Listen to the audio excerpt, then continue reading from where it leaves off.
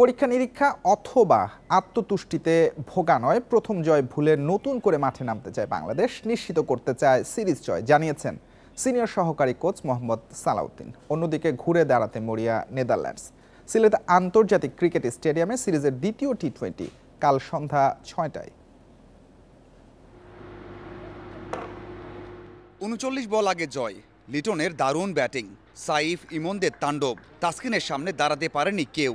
Netherlands পাত্তাই পায়নি। Series কি তাহলে সহজেই জিততে যাচ্ছে বাংলাদেশ? আত্মবিশ্বাস যোগ হয়েছে, তবে ২৪ ঘন্টা আগে পাওয়া জয়কেও ভুলে যাচ্ছে দলের সবাই। যে দিনটা চলে যাবে ওটা কখনো ফিরে আসবে না। সো নেক্সট ম্যাচ আমরা কীভাবে বেটার ক্রিকেট খেলবো, তার জন্য আসলে আমরা কীভাবে নিজেদের প্রিপারেশন নিচ্ছি, কীভাবে আমরা মেন্টালি প্রিপারেশন নিচ্ছি, সেটা হচ্ছে ইম্পর্টেন্ট। ছেলেদের চিন্তাভাবনা, সেটা আমি বলছি, ডিসিপ্লিন নিজেদের ভাবনা অনেক চেঞ্জ আসছে, ভবিষ্যতে ইনশাল্লাহ আরও আসবে। এশিয়া কাপের আগে সিরিজ হওয়ায় পরীক্ষা নিরীক্ষার প্রশ্ন আসছে বারবার, তবে কোচিং স্টাফরা সিরিজকে নিচ্ছে গুরুত্ব দিয়ে, যেখানে জয়টাই সবচেয়ে আগে প্রাধান্য পাচ্ছে। টিম কি হবে না হবে এটা আমরা বলতে পারবো না, বাট যেই আসতেছে যদি কেউ পারফর্ম করে সেটা আসলে টিমের ভিতরে একটা হেলদি কম্পিটিশন আসবে, সেটা টিমের জন্য অনেক ভালো ফল নিয়ে আসবে। আপনাকে প্রতিদিনই ইমপ্রুভ করতে পারে। ইন্টারন্যাশনাল ক্রিকেট অনেক টাফ, প্রতিটা মুহূর্তে আসলে খেলার ধরন বলেন, চিন্তাভাবনা বলেন, চ্যালেঞ্জ সবসময় আসতেই থাকে। তো এখানে আসলে স্যাটিসফাই হওয়ার কিছু নেই। ম্যাচের আগে ঐচ্ছিক অনুশীলনে মাত্র ৩ ক্রিকেটার, ৩ জন কোচিং স্টাফ, সোহান, সাইফুদ্দিন, শামীম। তাদের একাদশে না থাকার সম্ভাবনাই বেশি। উইনিং কম্বিনেশনেই দ্বিতীয় ম্যাচ খেলতে পারে বাংলাদেশ। বাঁচা মরার ম্যাচের আগে বিশ্রাম নেই নেদারল্যান্ডসের। ম্যাচের ১২ ঘন্টা পর প্রায় সবাই অনুশীলন করেছেন। বিশ্বাস করি আমরা ঘুরে দাঁড়াতে পারবো। বাংলাদেশের বোলিং লাইন আপ অনেক ভালো। প্রথম ম্যাচের ভুল থেকে শিক্ষা নিতে চাই। দ্বিতীয় ম্যাচেও টস গুরুত্বপূর্ণ। কন্ডিশন থাকবে একই রকম। যে দলই জিতুক নিশ্চিতভাবেই আগে করবে fielding. Mazharul Islam, independent news, Sylhet.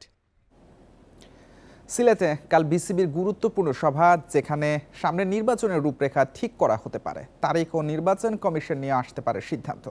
Tamim Iqbal নির্বাচনের ঘোষণা দেয়ায় বেড়েছে উত্তেজনা। এছাড়া সভায় অন্যতম এজেন্ডা হিসেবে থাকবে বিপিএল ও ফিক্সিং ইস্যু। ঢাকা থেকে সিলেট, মিরপুর থেকে গ্র্যান্ড সিলেট, বুলবুলের পরিকল্পনা মতো ক্রিকেটকে পুরো বাংলাদেশে ছড়িয়ে দেওয়ার একটা চেষ্টা। তার অংশ হিসেবেই গেল কয়েক বছরের মধ্যে সবচেয়ে গুরুত্বপূর্ণ সভা হতে যাচ্ছে ঢাকার বাইরে এই হোটেলে। কেন বলা হচ্ছে সবচেয়ে গুরুত্বপূর্ণ? ক্রিকেট অঙ্গনে আলোচনা নির্বাচন নিয়ে, যেখানে উত্তেজনা আরও বাড়িয়েছেন তামিম ইকবাল। নির্বাচনের ঘোষণা দিয়েছেন। বুলবুলও বলছেন উচ্চ পর্যায়ে চাইলে টি-20 ইনিংস আরও লম্বা করবেন। কবে হবে নির্বাচন? কারা পরিচালক পদে দাঁড়াবেন? বিভাগ থেকে কারা আসতে পারেন? কাউন্সিলরই বা কারা হচ্ছেন? এমন নানা সমীকরণ মেলাতে হবে। নির্বাচনের সম্ভাব্য তারিখ ও কমিশন গঠন করতে হবে। এই সব কিছুরই একটা আভাস অথবা সিদ্ধান্ত পাওয়া যাবে এই মিটিংয়ে। এরপর সবচেয়ে বেশি আলোচনা হবে বিপিএল নিয়ে। হাতে সময় একেবারে কম। 6 দল নিয়ে হতে পারে এবারের আসর। ফরচুন, বরিশাল ও রংপুর রাইডার্স নিশ্চিত। বাকি 5 দলের কে থাকবে কে থাকবে না, নতুন করে কারা আসতে পারে, সেই আলোচনাও হবে এই সভাতে। দ্রুতই নিতে হবে সিদ্ধান্ত। আশা জাগিয়েও সেটা শেষ পর্যন্ত করতে পারলো না। ফিক্সিং ইস্যু আলোচনায় থাকতে পারে। বুলবুল, আকরাম, মিঠুদের নিতে হতে পারে কঠিন সিদ্ধান্ত। ঢাকা প্রিমিয়ার লিগের এক ক্রিকেটারের শাস্তির ঘোষণা আসতে পারে এই সভা থেকে। মাঠের ক্রিকেট নিয়েও কথা হবে। সেখানে থাকবে এশিয়া কাপের প্রস্তুতি ও টেস্ট অধিনায়কত্ব। নানা বিল পাস, বোর্ডের আয় ব্যয় হিসাব নিকাশও থাকবে এই গুরুত্বপূর্ণ সভাতে। Mazharul Islam, independent news, Sylhet. অনূর্ধ্ব-17 নারী সাফে চ্যাম্পিয়ন ভারতকে হারিয়ে মিশন শেষ করল বাংলাদেশ। 7 গোলের রুদ্ধশ্বাস ম্যাচে 4-3 ব্যবধানে জয় লাল সবুজের।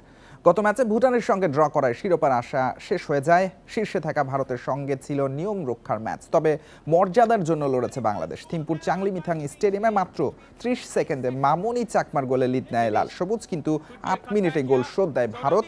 আধা ঘন্টা পার হতে ব্যবধান 2-1 করেন আলপি। বিরতি থেকে ফিরে তৃতীয় গোলটি করেন সুরভি। এরপর ঘুরে দাঁড়িয়ে সমতা আনে ভারত। নাটকীয়তা ছিল যোগ করার সময়। শেষ মুহূর্তে আত্মঘাতী গোলে ভারতের হতাশা। রোমাঞ্চকর জয়ে আফসোস নিয়ে টুর্নামেন্ট শেষ করল বাংলাদেশ। ভুটানের সঙ্গে অপ্রত্যাশিত ড্র না করলে চ্যাম্পিয়ন হতে পারত অর্পিতার দল।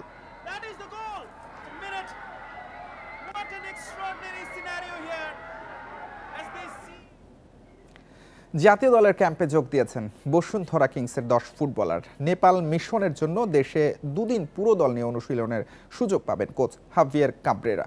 13 আগস্ট শুরু হয় ক্যাম্প। বসুন্ধরা ফুটবলার না ছাড়াই সংকট ছিল। অনুশীলন পরিচালনার জন্য অনূর্ধ্ব 17 দল থেকেও 4 ফুটবলার ডাকা হয়। কিংসের ফুটবলাররা যোগ দেয় স্বস্তি ফিরেছে। সকালে ক্যাম্প ছেড়েছেন জুনিয়ররা। দুটি প্রীতি ম্যাচ খেলতে 3 সেপ্টেম্বর নেপালে যাবে বাংলাদেশ দল। এর আগে সবাইকে নিয়ে 2 সেশন প্রস্তুতির সুযোগ থাকছে। নেপাল ম্যাচের জন্য হামজা চৌধুরীকে পেতে চায় মাহফুফে, তবে তিনি আসবেন কিনা তা এখনো নিশ্চিত হতে পারেনি ফেডারেশন। যেহেতু 2টা ম্যাচ, আমাদের সাথে লাস্ট যে কথাটা হয়েছিল যে সে নেপালে এসে জয়েন করবে এবং আমরা আসলে ওই অপেক্ষায় আছি। 6 তারিখ আর 9 তারিখে যেহেতু 2টা ম্যাচ আছে, এই 2টা ম্যাচের আগ পর্যন্ত আসলে আমাদের যোগাযোগ অব্যাহত আছে। যদি ক্লাব ক্লিয়ারেন্স পাই আর সে যদি আসতে পারে, হয়তো দেখা যেতে পারে ওখানে। ঢাকায় আসছেন ইংল্যান্ডে অনূর্ধ্ব 20 রাগবি দলের হয়ে খেলা রাহাত চৌধুরী। এশিয়ান গেমসে বাংলাদেশের হয়ে খেলবেন তিনি। ফেডারেশনের স্থবিরতা কাটিয়ে আন্তর্জাতিক অঙ্গনে সাফল্য নিশ্চিতে সব ধরনের সহযোগিতার কথা জানিয়েছেন ফেডারেশনের সাধারণ সম্পাদক। হামজার পর এবার ঢাকায় আসছে আরও 2 ইংল্যান্ড প্রবাসী হাসান ও রাহাত চৌধুরী। তবে ফুটবল নয়, খেলেন American football, rugby. England national league 1-এর ক্লাব লিডস টাইক্সের হয়ে খেলেন রাহাত। খেলেছেন ইংল্যান্ড অনূর্ধ্ব 20 দলেও। Position open side flanker. আর হাসান খেলেন ইংল্যান্ডের প্রথম বিভাগে। জানুয়ারিতে এশিয়ান গেমসে রাগবির প্রাথমিক স্কোয়াডে রাখা হয়েছে তাদের। সবকিছু ঠিক থাকলে 2-1 দিনের মধ্যেই ক্যাম্পে যোগ দেবেন। ওরা আন্ডার-19 ইংল্যান্ড ন্যাশনাল টিমে খেলেছে। রাহাত নামে যে প্লেয়ারটা আছে, 6'5", 232 পাউন্ডস। সে হতেছে আপনার ইংল্যান্ড আন্ডার-19-এ সে খেলেছিল। সেপ্টেম্বরে নেপালে রাগবি সিরিজ খেলতে চায় বাংলাদেশ। ডিসেম্বরে ঘরের মাঠে ট্রাই নেশন টুর্নামেন্ট আয়োজনের পরিকল্পনা ফেডারেশনের। ফেডারেশনের ছোট, বাট এটাকে ছোট করে ইন্টেনশনে রাখা হইতো, সো দ্যাট এটা যেন লাইমলাইটে না আসতো, so that they can stay there for a longer time. আমাদের উদ্দেশ্য সেটা না, আমরা দেশের জন্য, ফেডারেশনের জন্য কাজ করি। ফর রাইট নাও আমরা সাউথ এশিয়ান গেমসে পদকের জন্য ট্রাই করি, যেটা হচ্ছে 80% চান্সেস আছে আমরা সিলভার নাহলে ব্রঞ্জ তো মাস থাকবে ইনশাল্লাহ। 13, 14 ও 15 সেপ্টেম্বর নেপালে ওদের বিপক্ষে ম্যাচ খেলবে বাংলাদেশ। Shamim Ahmed, Independent News, Dhaka. এই ছিল আজকের যত খেলা। ইন্ডিপেন্ডেন্ট টেলিভিশনের সব খবর বিস্তারিত জানতে চোখ রাখুন ফেসবুক, ইউটিউব এবং এক্সে। আমন্ত্রণ পরের আয়োজনে।